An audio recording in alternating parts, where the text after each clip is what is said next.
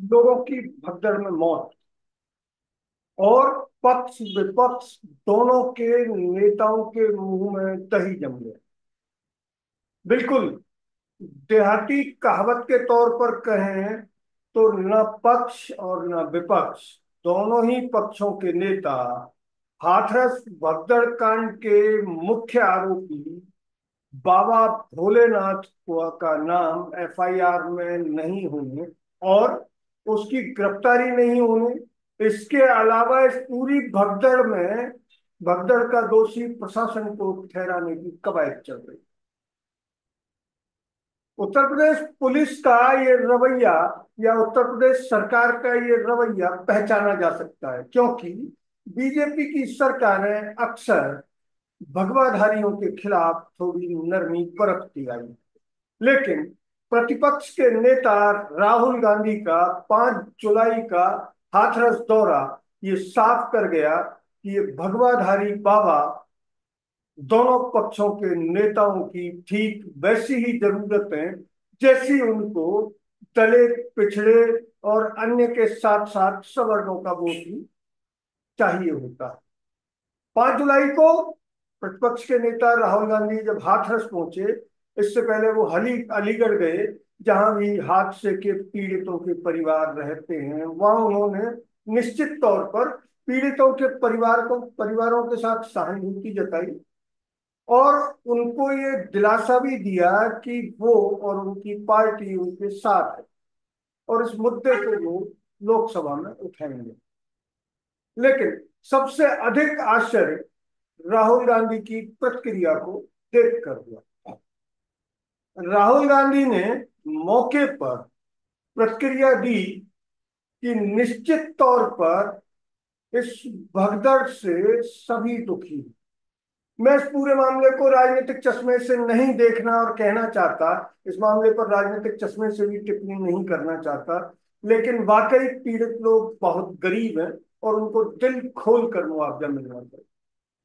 इसके अलावा उन्होंने भोले बाबा के प्रति एक शब्द नहीं बोला। शब्द बोलना तो दूर, उन्होंने भोले बाबा का न तो जिक्र किया और न ही नाम लिया।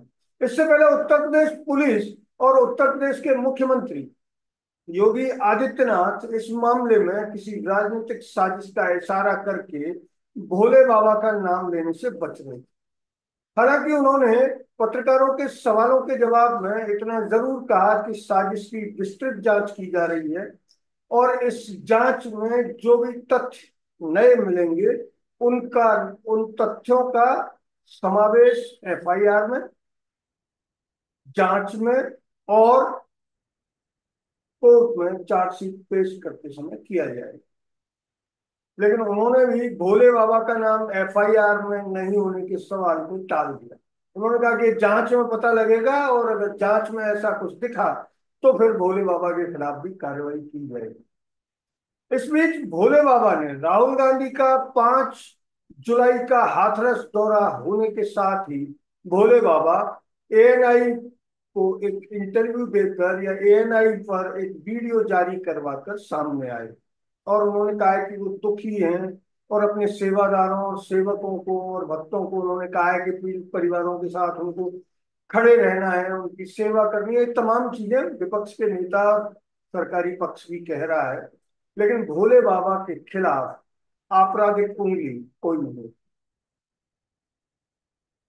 इस पर राजस्थान हाईकोर्ट के पूर्व जस्टिस जसराज चोपड़ा की आज के हिंदी अखबारों में छपी टिप्पणी काबिले गौर है।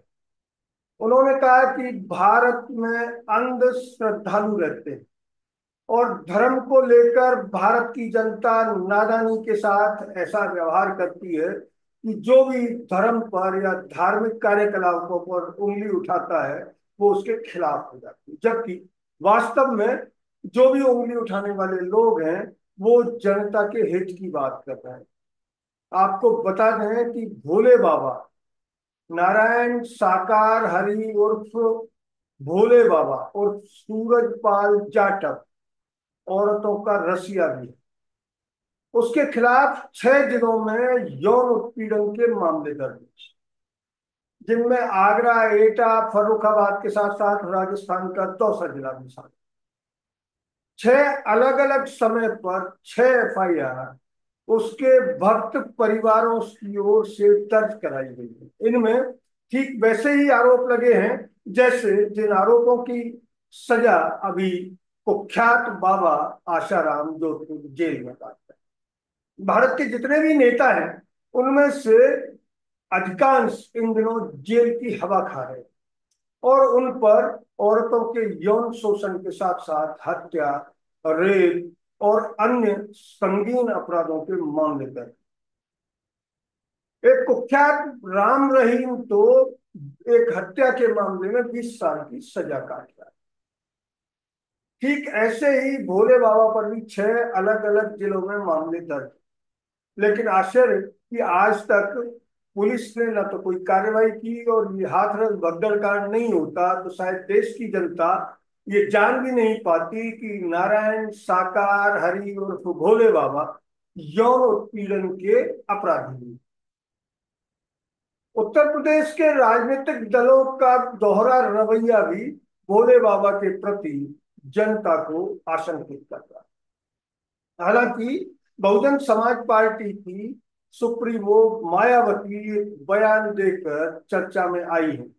उन्होंने पीड़ित परिवारों की ओर से सरकार से मांग की है कि भोले बाबा समेत हर एक पाखंडी बाबा के खिलाफ कठोरता करें। लेकिन इस मौके का फायदा भी वो अपने वोटरों को अपनी पार्टी में लौटाने के लिए कर रही है। उन्होंने कहा है कि जो पीड़ित लोग हैं बसपा उनको न्याय दिलाएगी, लेकिन उनको बसपा के साथ आना पड़ेगा।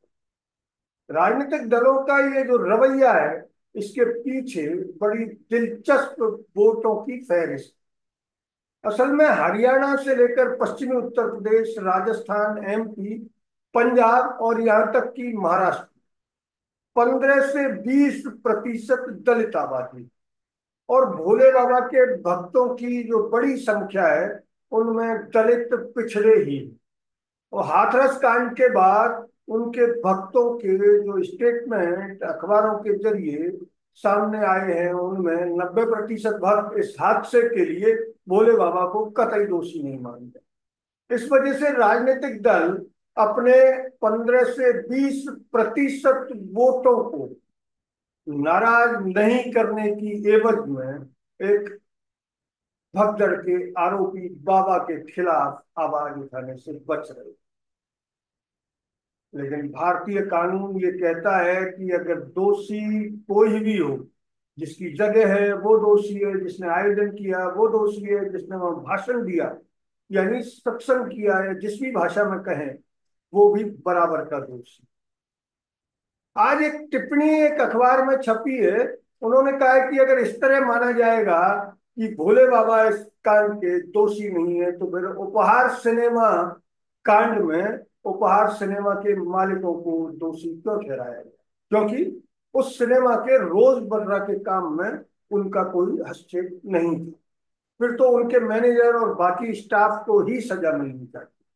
लेकिन कानून ने उपहार सिनेमा के मालिकों को भी इसमें आरोपी बनाया। ऐसे ही अनेक और टिप्पणियां भी आज सामने आई हैं। लेकिन 100 बातों की एक बात कि आखिर राजनीतिक दल सिर्फ वोटों की खातिर एक ऐसे व्यक्ति को बचाने की कोशिश कर रहे हैं जो समाज में अंधविश्वास फैलाता है और अपने भक्तों के यौन शोषण का आरोपी है। अगर ये वीडियो आपको अच्छा लगा तो इसे लाइक करें, शेयर करें और हाँ, हिंदी हेडलाइन चैनल को सब्सक्राइब जरूर करें। धन्यवाद। जय हिंद।